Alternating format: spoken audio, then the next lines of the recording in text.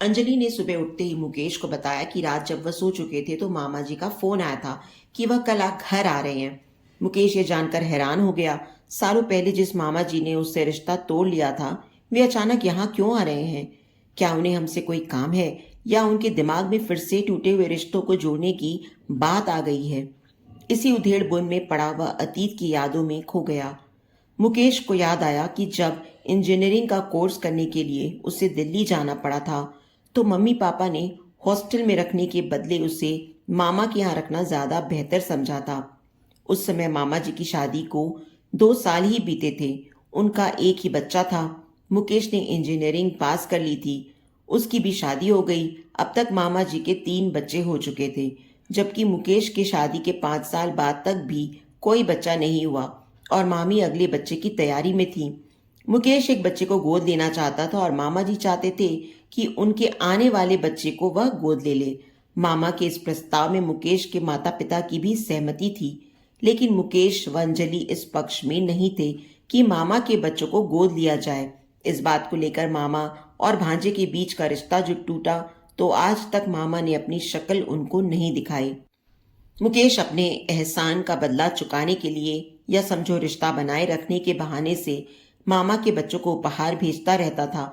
मामा ने उसके भेजे महंगे उपहारों को कभी लौटाया नहीं, पर बदले में कभी धन्यवाद भी लिखकर नहीं भेजा। अतीत की यादों से निकलकर मुकेश तैयार होकर अपने दफ्तर चला गया। शाम को लौटा तो देखा अंजलि परेशान थी। उसके चेहरे पर अजीब सी मायूसी छाई थी। दोनों बेटों गगन और रजत को वहां न पाकर वह और भी घबरा सा गया। हालांकि मुकेश समझ रहा था, पर क्या पूछता? जवाब तो वह भी जानता ही था।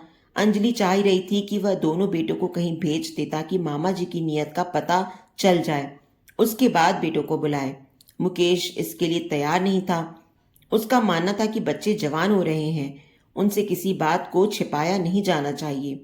इसलिए अंजलि के लाख मना करने के बाद भी मुकेश ने गगन और रजत को बता दिया कि कल यहाँ मेरे मामा जी आ रहे हैं। दोनों बच्चे पहले तो यह सुनकर हैरान रह गए कि पापा के कोई मामा जी भी हैं, क्योंकि उन्होंने तो केवल दादाजी को ही देखा है, पर दादी के भाई का तो घर में कभी जिक्र भी नहीं हुआ।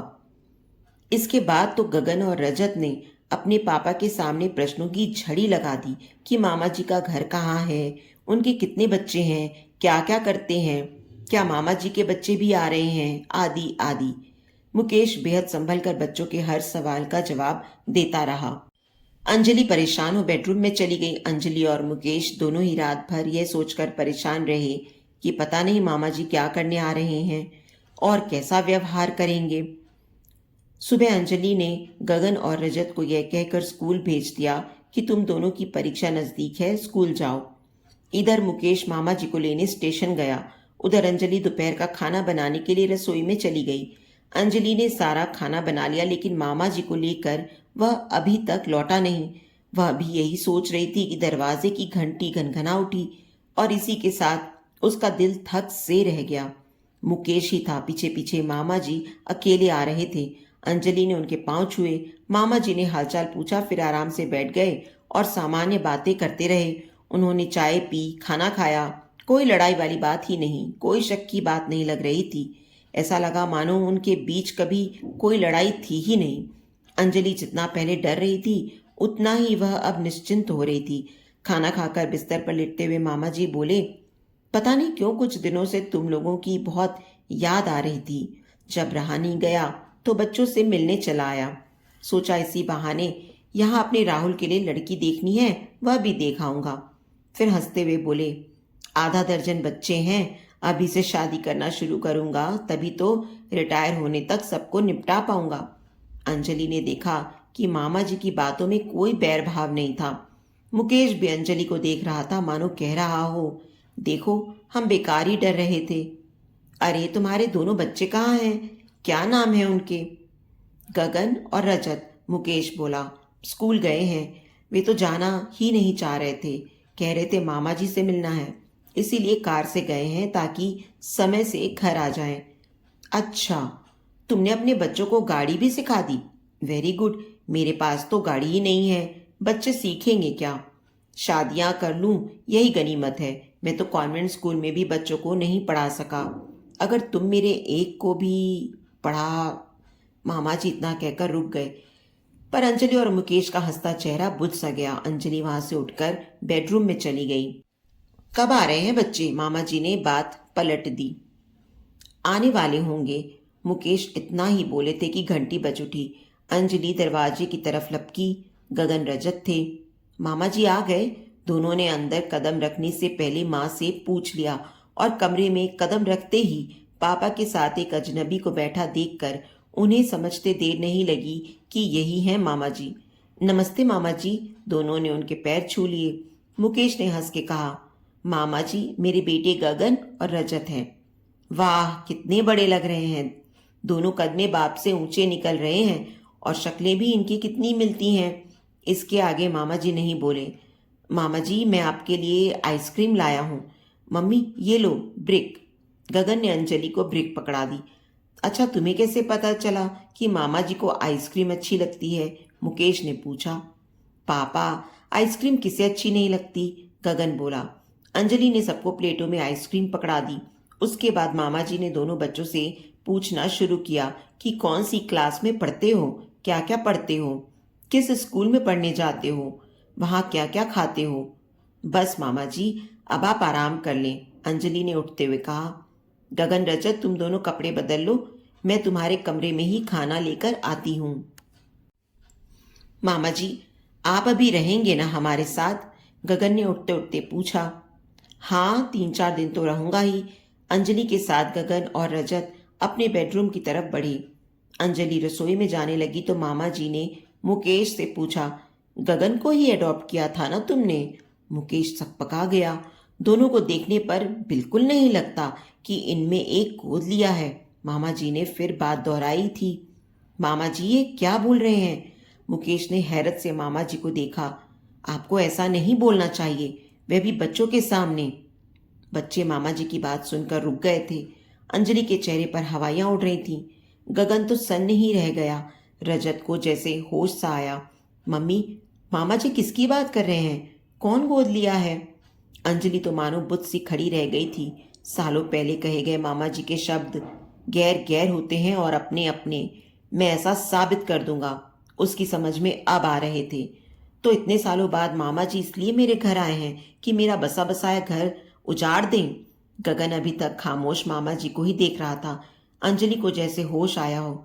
अब कुछ नहीं बेटे, किसी और गगन की बात कर रहे हैं, तुम अपने कमरे में जाओ। मुकेश के पांव जड़ हो रहे थे।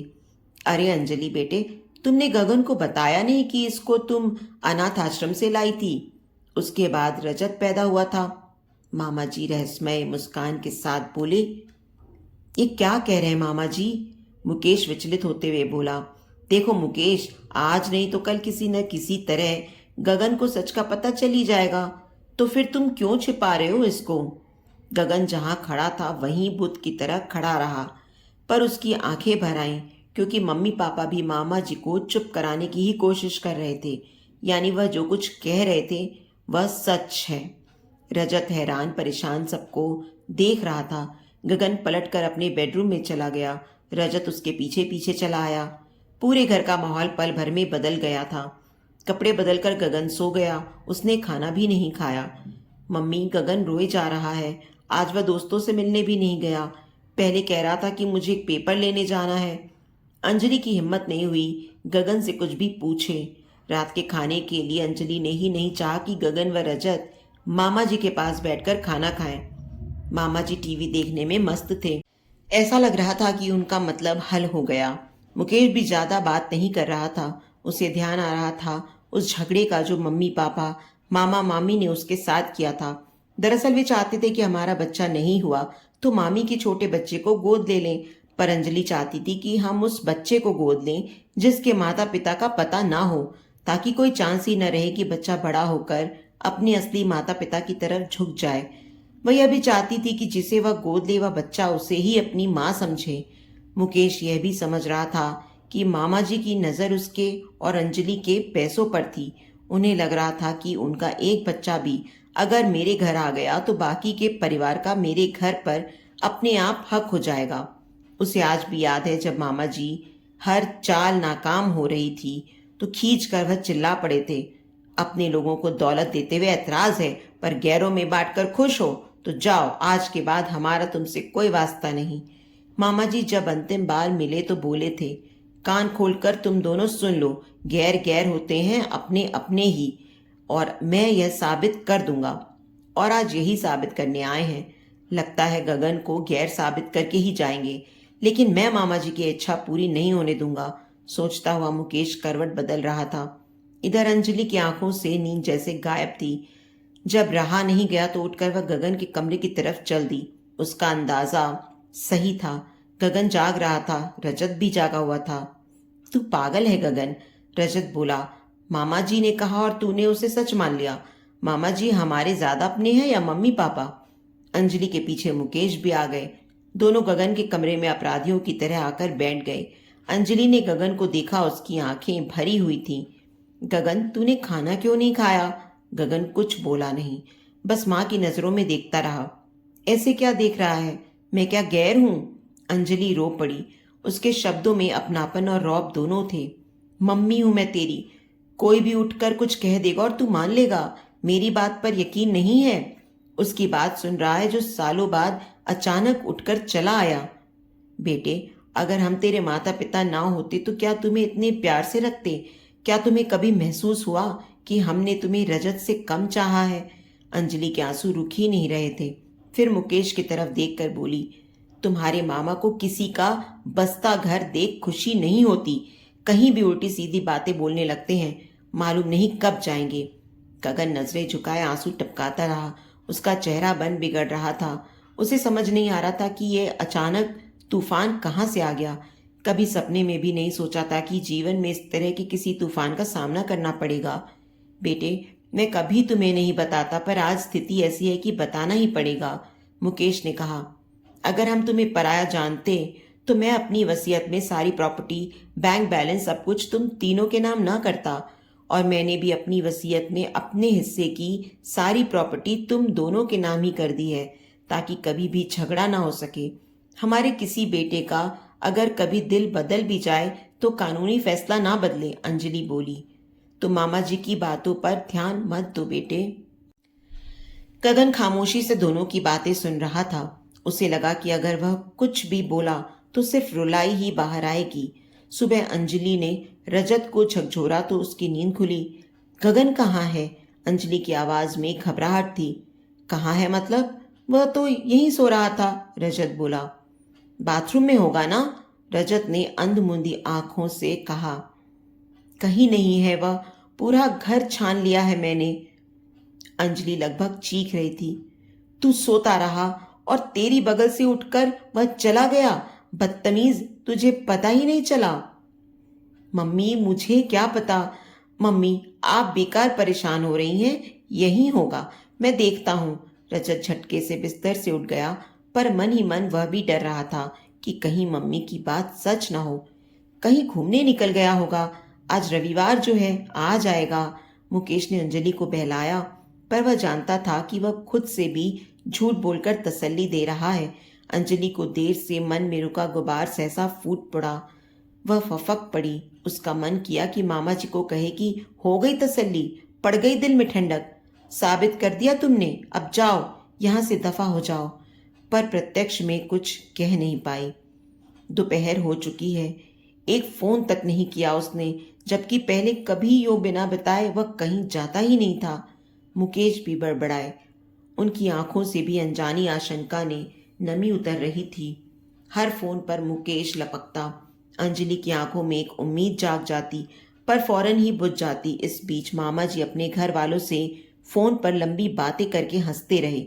साफ लग रहा था कि वह इन दोनों को चिढ़ा रहे हैं। अंधेरा हो गया। रजत लौटा, पर खाली हाथ। उसका चेहरा उतर गया था। वह सोच रहा था कि गगन कितना बेवकूफ है, कोई कुछ कहेगा तो हम उसे सच मान लेंगे। तभी मामा जी की आवाज सुनाई दी। आजा आजा मेरे बेटे, आजा, बैठ।